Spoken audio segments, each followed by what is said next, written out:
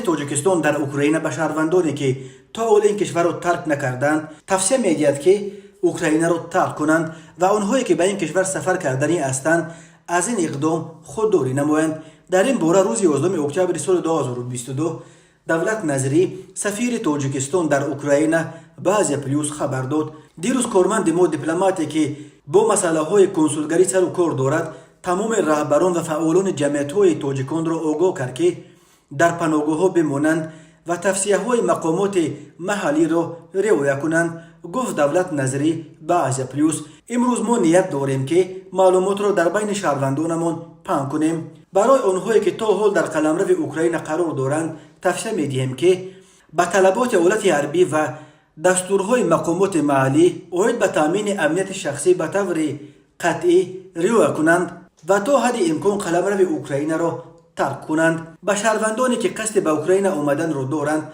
توصیه داده می شود که تا به اعتدال آمدن وضع از سفر خودداری نمایند. به گفته دیپلمات در حال حاضر همه دانشجویانی که در دانشگاه‌های اوکراین تحصیل می‌کردند به تاجیکستان برگشتند.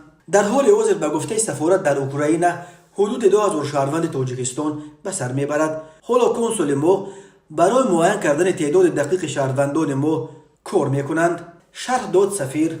در سامانه سفارت اعلان دخلدار انتشار شده است. از همه شهروندان خواهش میکنیم که معلومات زیرین را ارسال نمایند: نام و نسب، سنه، ماه و سال تولد، اینچنین رقم تماس به سراغ پست الکترونی سفارت یا توسط رقم موبیلی 380 93 336 1040.